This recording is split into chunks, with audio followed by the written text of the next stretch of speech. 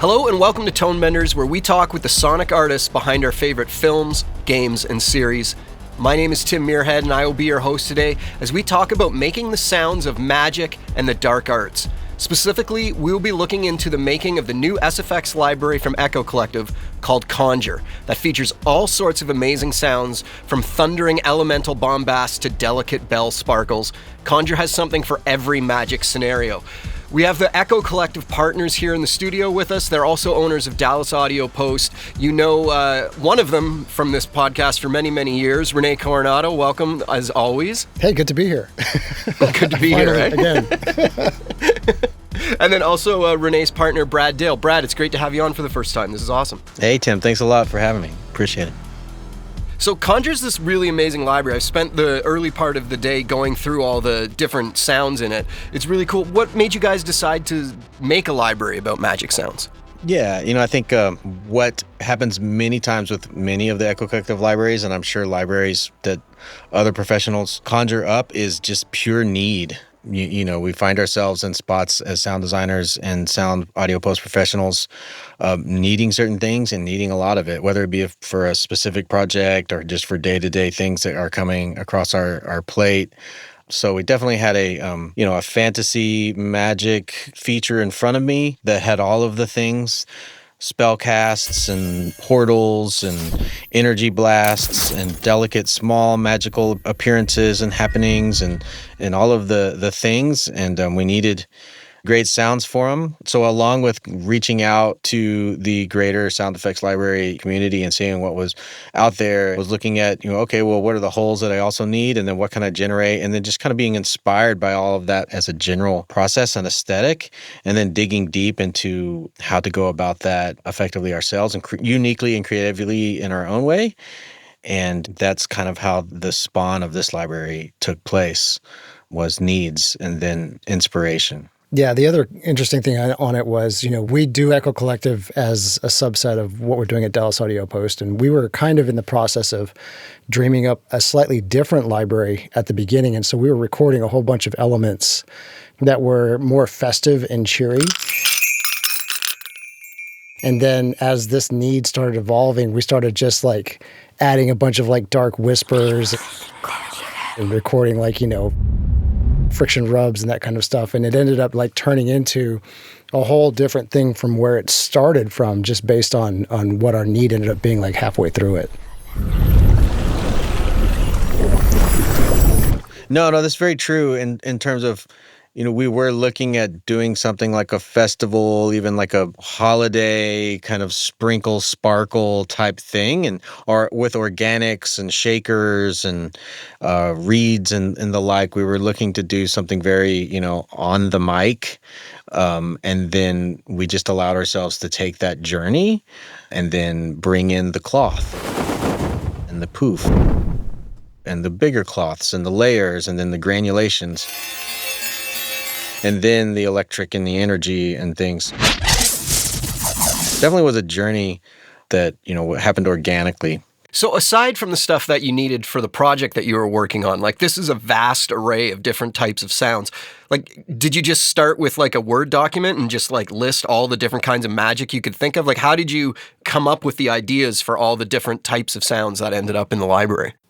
Well, there's more than one of us, right? So we all got sent off into our own rooms and just dreamed up our own magic things. And what would end up happening is we would all have completely different ideas about what was interesting and what was cool, and we were all using different tools.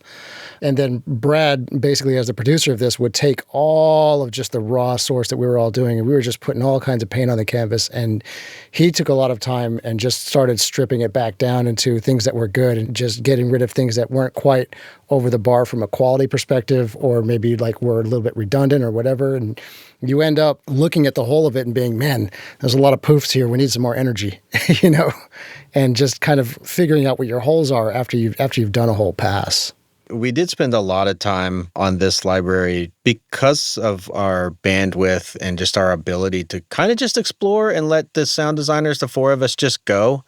One of them, Paolo Guzman, spent a lot of the bulk of the time on the mics. We were using a Sheps MS configuration and just spent a lot of time on sources, small sources and things, cloth and cellophane and the types of things that we were just experimenting with process. And then we did kind of all take those sources into our little cubby holes, if you will, and use the various tools that we each use to manipulate.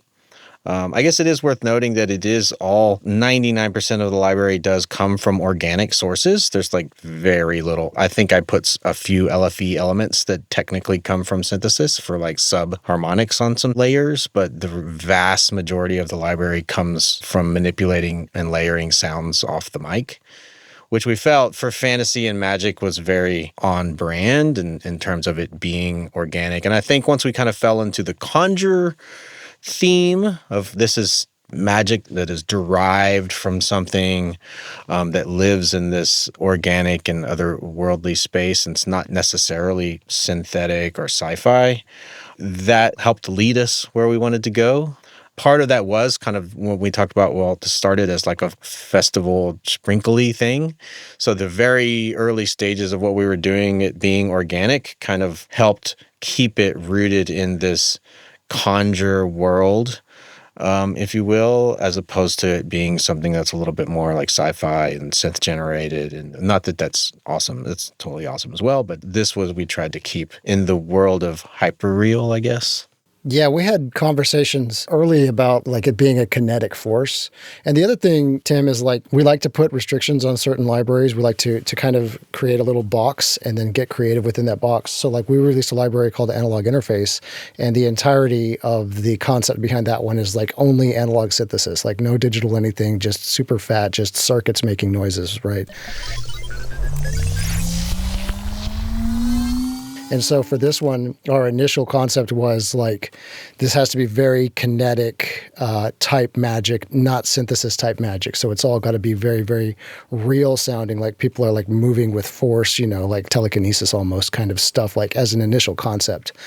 And so that helps us keep the whole library feeling like it's all from the same family, and also just kind of having a unique angle that, if you have a project where like from a story perspective that makes sense, then this stuff is like super, super covering all of what that is. So let's talk about some of the source material that you were throwing up against the mic. I really found myself drawn to the electric sounds. There's a lot of really cool electricity sounds. In addition to force fields, but actually I mean like the crackling, the sparks of electricity. And then the way the library's set up, there's a designed section of it that has all of the stuff that you guys are talking about when you really went in and designed it and made it hyper real. But then there's also another section where it's all the elements, which is also kind of, it's not just the raw elements. They feel like they've been really treated lovingly as well. But do you want to talk about how you came to all the electrical sounds in it? Maybe start there. Yeah, for sure. I mean, as a sound designer, it was just a lot of fun, right? This types of things. I told someone the other day, it's like, I don't know how I made it this far into my career without doing granulated manipulations of cellophane, because that's just fantastic.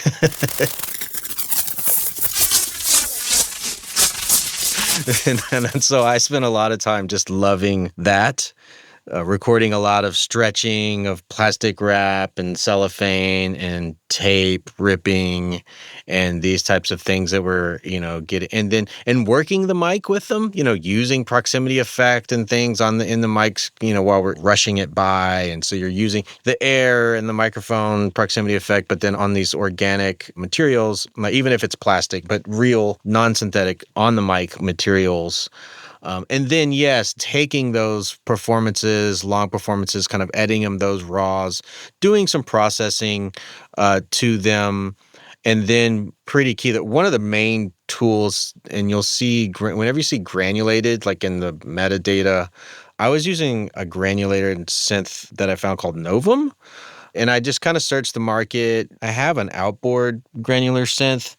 And it's super cool and fun to play with, but it's like mono and 16-bit, and you have to load it up with a chip card. Anyway, so I looked around in the space, like what can I do at 96K and really get these sounds in there and start doing the types of granular stretching and things I want to do and really retain that information and that authentic data that's being recorded off the microphones. And Novum was super cool. You do have to kind of strip it of a lot of its presets and go in and, obviously load in your own sounds and start from scratch in terms of what you want to do with the sounds. But it was super powerful to take these recorded plastic wraps, stretching, ripping, tearing types of things, and then just rip them further with granular synthesis applications. You're taking the raw samples and playing them across how many different cloud-based densities and pitches, variations and things, and performing it, was mapping the various controls to sliders and knobs on a keyboard, and then playing layers on the keyboard and playing the big electric lightning bursts and things and manipulating a lot of that stuff in real time, which is a super important part of what's going on in there. But what's also magical about the workflow is that Rene is right over in the other room using a nonlinear application to take the files and do his style of processing on it. And he could probably talk about what that is. And, the strengths of both, I think, are super cool. Or me as a musical background, I love to just get on the keyboard and the controller and the knobs and rip my sounds in real time, where Rene is super powerful at setting up parameters and telling the machine, this is what I want you to do with these sounds. So, Rene, you want to talk about that a little bit? Yeah, I mean, that's sound particles is a lot of it, and then also radium inside of SoundMiner as well. It is a lot of like the performance side of it too. Like another thing that happened was, we would pull in just footage, right, from these projects and just look at the footage of the actual magic stuff that was needing to get designed, and we would all pull the same footage, and we would all do our own design passes with our own takes on exactly how to do it. And even if like this particular portal or this particular spell was only happening 1 or 2 times, we'd sit there and just loop it, and make 5 or 6 iterations, and we would all just sit there and just bang out a whole bunch of different, like highly designed interpretations of whatever it is we were looking at. And it was really, really cool to have all of this visual inspiration to allow you as a designer to sit there and just perform something or really stack and layer something and just make it exactly how you want it to be. It ends up telling a story a little bit on the design side that I think it comes across even in other contexts. Like I found like when we're doing like music supervision sometimes, finding music that was written with lyrics on front of it and then getting just the background tracks from that, those things tend to work better than music that's designed as like background music because it's just got more greater context that you're pulling it out of. And it's a similar concept here. So it's funny that when you guys were just talking about the granulated ones, is when I pulled up the library, I got it, I loaded it into SoundMiner, and I started listening to the sounds. And the first time I came across the word granulated when just going down the list was the granulated plastic wrap. And like my ears perked up when I started hearing those. They're super cool sounds. And then I went down a little bit further and I came to granulated air moves. And these are amazing. So then the next thing I did was just type granular in and just search for only granular. And like, they're all amazing. The granular stuff is super fun. And then there's another word that you guys use a bunch, texture. What are you guys using the word texture to kind of describe in this library? As designers, we also, love and work with, visual design as well. And so I tend to make a lot of parallels with sound context and visual context. So a texture to me sonically could be like the visual equivalent of like a vector layer that I would see on, a super cool website that's selling those types of visual contents for visual creators. These are things that sound designers were using as layers or as stackable elements or elements that we may be filtering and slicing up further, but they're kind of palette building things. That's, to me, what textures in the sonic landscape are, as kind of palette buildings. I think of them as like, okay, this is my set of colors that I'm going to paint with. I love them all. They complement each other, or maybe they're drastically different from another. And then I'm going to use them, to design like whatever I'm designing visually with sonics, that maybe I'm juxtaposing them back and forth, or maybe I'm layering them, like I said, or filtering them. But textures to me are sometimes a little bit more long form maybe than like hits or bursts or reveals or spell casts or lightning strikes, short events where textures not quite pads, but they're amazingly useful sonic long form or medium form layers of sound. So Brad, when it comes up with texture, is that you? And Rene, I'm guessing that you're the one that uses field a lot in the metadata. Is that right? Field is Rene. Yeah, that's me. Yeah, so I think those are probably similar. There's a lot of crossover between texture and field, I would imagine. But I think field is a Rene term and texture is a Brad term for sure. Field is a Rene working in sound particles, making a whole bunch of stuff like appear at the same time and swirl around kind of thing. Like those are my fields. Like, when I did the car drop thing, I did debris fields where I just had all the cars going,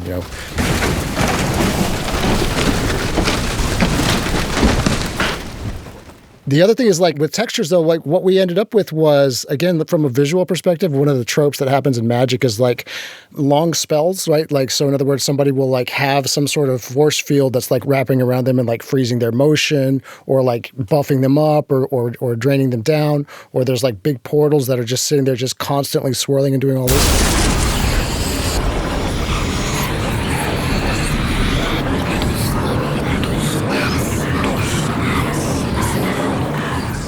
So you have to have these long chunks of sound that are consistent without being boring, right?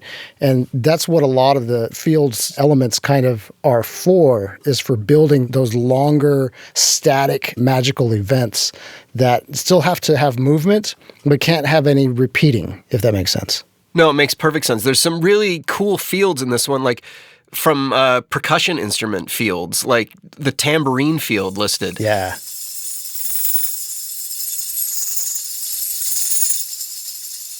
When I first read that, I was like, well, what? That's just someone shaking a tambourine. And then you listen to it and I was like, oh, no, that's way more. Yeah, I mean, the nice thing about when you're doing stuff inside of sound particles is it creates things that are beyond what you could edit by hand inside of Pro Tools. Because it's like you're creating hundreds and hundreds and hundreds of events, and they all have randomized, loudness and pitch implementations, and they're also moving in space with Doppler effects on every individual particle. And it's also offline, right? So it's not like real-time pitch manipulation or real-time time manipulation. It's much higher res than that because it's offline. And it just allows you to make some stuff that you can't make by hand. And sometimes it just causes a different context for what's going on. And so you can tell that it's tambourines, but you can also tell that it's like beyond what you could do with a tambourine. Yeah, and you could put that through, reverbs and stuff like that and make it into something really, really cool. Like almost all the ones with field on them, similar to granular, I felt like, oh, that is a layer that I can like make sing. Like that's something that I can really work with. They're the really cool sounds. And like when I think of a Magic library, I don't think of long sounds. I think of what you were saying earlier, bursts, poofs, that kind of thing. But this library has that second dimension that takes you to get through longer moments. And also those sounds, I can see a lot of them being used in completely non-magical contexts. Yeah, I have been already. I've got the Dallas Stars and we're doing a bunch of playoff stuff right now. And I'm definitely like already, even though there's like no magical things happening on the screen there, it's a bunch of like cybernetic, stuff. Like every so often it's just like, I need this little like poofy sparkle thing just to cut through. And it's like, I know exactly where to go for that stuff now. No, it is pretty magical how useful these types of sounds can be outside of just Magic. And I think that's pretty important, like just beyond this one library and whatever we do. But what we do as professionals, like whenever I just challenge myself to not just go to the XYZ library, if I'm looking at XYZ, like it's super cool because that's where you'll find like Magic. You'll be like, oh my God, I never even thought about putting this sounds up against it. But it's really fresh and it's really working and it's creating aesthetic that, is different. And so that's what we should be challenging ourselves to do. Well, there's always something fun and fresh about, as you guys said, like actual organic sounds being recorded in front of a mic. The field recording Slack that Rene and I don't think you're on that, right, Brad? I think I'm technically in it, but probably a silent viewer. But the crowdsources that happened through the field recording Slack, there was a magical-based one like maybe 2 years ago. Yeah. And I had just bought a computer, and there was the huge, giant pieces of styrofoam that were holding the computer in the packaging. And I was like, this is going to be perfect for the Magic. I'm going to like rub these together and everything. And what ended up being the most magical sound was just bashing them together, and it made this weird poofy like impact sound. That was not what I was expecting at all to be using when I put the microphone up and like got those things out. And then that's the thing that ended up working. So I love the idea that this library is all based on things actually being put in front of a microphone and just, as you said, playing with the perspective and everything and just seeing what those props give you. Because often, at least in my experience, what you think you're going to get isn't what you actually get. Yeah. And it caused a little bit of a challenge too, because like the default stuff that came off the mic needed a little bit of help on the low end sometimes, right? Because we're sitting here working with all these beautiful like musical instruments, but not necessarily with like things that are like synthetically punching, right? And so we had to go through and consciously grab some pillows and some other things and hit them hard in order to fill what turned out to be a hole at the very beginning of the library as we were working within that restriction, you know? Yeah, as curator and just pulling in, what I would call like our phase 1 sounds, and then phase 2 as we would start to manipulate. And, there was a point in there in which it was like, guys, we need more bass. we're thin down low just because of what we've putting into the box so far. And so we just went and adjusted and found things. That's also like when we pulled in a little bit of the friction mallet recordings. There's a little bit of that for some LFE elements, and then the deeper cloths and things. And then since we are working at 96, we can manipulate octaves on things, whether it's radium or the other, types of tools that we're using to design. Then, we're definitely paying attention to giving credit to full frequency sounds, make sure things are, we got lots of bass and lots of high frequencies and things. When you're putting something together and you're kind of allowing it to come to you, you have to also have these moments of honesty and be like, okay, now I need to go and steer the ship in a direction based on what has come to me. I keep making comparisons to like musical album creations, where you just allow yourself to go create music. And then when you have a set of songs and things, then you start to think, okay, well, what's the exact story I'm trying to tell? And you start to craft that beyond, just what you've handed yourself. It's a bit of that process. We talk about this internally a lot too. It's like we try to get the artwork actually going long before we're at the end of the road for the library. And it's usually like a whole host of images and things. So not only are we working with actual spellcast scenes, like Rene discussed, where we're like, all right, let's make a dozen versions of this spellcast right here. It's let's put the artwork up in the space while we're working and work towards that. It's like we love the way this looks and the way our mind wants it to sound. Let's go create that. And if we can do a decent job of that, then we've told a story. Yeah, and the art went through a path too, because like from a story perspective, we were initially going festive, and then we were like, nah, let's do magic. And then it was like, well, let's make it light versus dark, right? And make it maybe like two libraries, like a light magic and a dark magic library. We had all this art up for light versus dark. And then you start getting in there and curating and throwing stuff out and doing other things like that. And you're like, you know what? It's more like this. It needs to sound more purple than blue and red. And you end up making it more purple sounding than the initial like super blue and red kind of vibe. And yeah, the colors of the art like absolutely influenced the sonic decisions that we were all making. That's really interesting. I never thought about doing it that way. That's smart. Yeah, no, I say right up until the end where I'm like doing the final mastering, final metadata, and final just like getting my head wrapped around the collection of sounds and looking at it against the art. And I'll just be honest with myself and be like, you know what? I need to go spend another day. Like, what does this illuminating crystal of energy sound like? Let me do some further designs and make sure I've done due diligence to these elements, because that's when you get through all the elements, you're like, man, I can do more with these elements and do some more designed. I mean, the purpose of the designed things in this library, as in a lot of libraries, are kind of like, these are ready to go, like grab them and go and do your thing. But then obviously as sound designers, I can already tell you, Tim, you're like, man, once I got into these granular elements and I'm thinking, oh, this speaks to me. I can use these in my process. I don't need them fully baked, right? But when we're making the library, I'm like, I'm honest with myself. Have I developed these elements enough into more fully developed things? Of course, we can do it forever, but that's that's that's the process anyway. You kind of want to just be honest with yourself. Okay, yes, I love it. That's the art. We do try to be artists in what we do with this, because we do this for love. And I think that if we do that and we love the sounds, then hopefully others will too, right? You were asking Tim about like if we had a spreadsheet earlier, and it wasn't as much that as it was we just walked back into the prop room and grabbed handfuls of things that we thought we could turn into magic.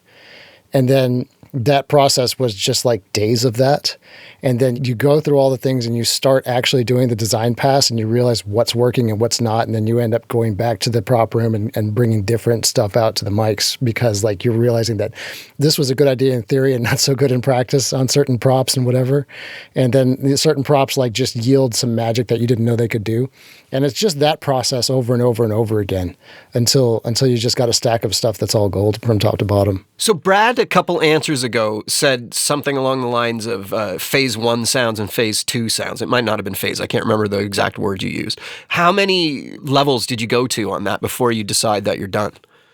Yeah, I mean, that's a great question. I do kind of consider them in phases. Certainly with this library, like phase 1 is like just raw recording elements and experimentation in just on the mic recordings and manipulations. Phase 2 is just our first round of exploiting those sounds, like a first wave edit and then a first wave of design and layer, but not so much design with multi-layered stacks or like a purposeful event, so to speak, but like just experimenting with the sounds. That's would be like phase 2, I guess, right, Rene? Yeah. And then phase 3 is kind of when we move into design. That's where we're like, okay, I'm going to make fireballs. Phase 1 is like paper on the microphone. Phase 2 is like processing these paper and just getting them, nice and ready to go.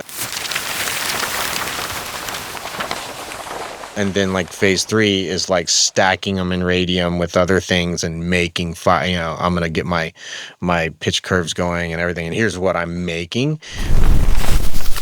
Phase 3 is that kind of design phase. Even if they're still elements, they're kind of in that phase. And then phase 4 is even when you're just like stacking, you're doing the next iteration of that to make like maybe something that's visual in front of you. Okay, now I'm actually doing this scene of a big spell cast or whatever, or a big blast, and I'm going to do like 6 iterations of that. And then I'm going to do this layered poof, and I'm going to do 6 iterations of that.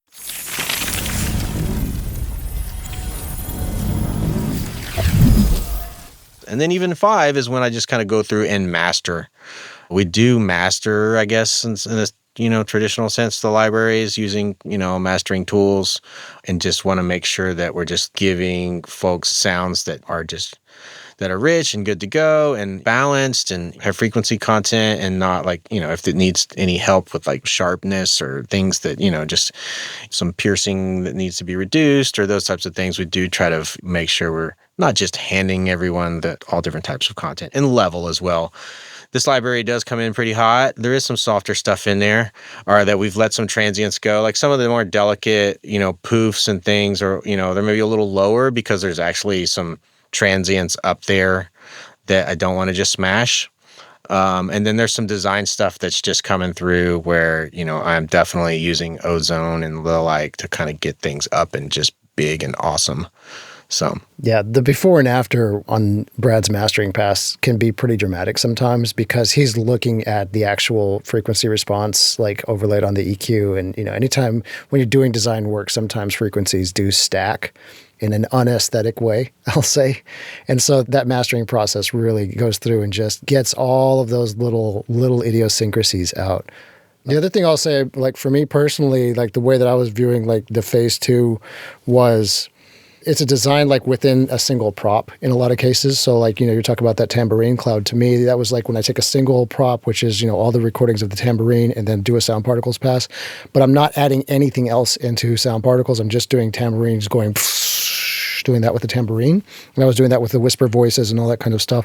And the same thing was true when Brad was sitting there in Novum with the granular, taking a single recording of styrofoam or cellophane and doing that granulation.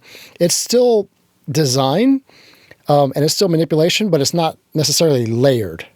And so you take that kind of more processed step into the phase 3, which is where you're doing more hardcore like layering and like more pitch combining elements. Yeah, you're doing something. You're doing it more with more intent, I guess, because you're trying to cover all the things like to make a specific like spell cast or something like that, as opposed to exploring whatever this one prop can do, you know? Yeah, that's when you start to head towards that this is a portal, or this is what I'm looking at visually, so to speak.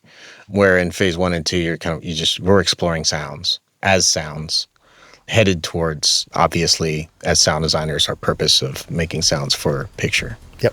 Awesome. Well, thanks for talking to us about this today. It's a really amazing library. People can go to echocollectivefx.com, listen to the demo and check it out, and have fun with it because it's a really cool library. Thanks a lot, guys. Hey, Tim, I really appreciate your time, and thank you. Cool. Thanks, Tim. Thank you. Tonebenders is produced by Timothy Muirhead, Rene Coronado, and Teresa Morrow. Theme music is by Mark Strait. Send your emails to info@tonebenderspodcast.com. Follow us on Twitter via @thetonebenders and join Tonebenders Podcast on Facebook. Support this podcast. You can use our links when you shop with Amazon or B&H, or leave us a tip. Just go to tonebenderspodcast.com and click the support button. Thanks for listening. Are you looking for more audio-related podcasts to listen to? Tonebenders is part of the Audio Podcast Alliance, featuring a hand-picked selection of the very best podcasts about sound. Be sure to hear the latest episodes from our friends in the community at audiopodcast.org.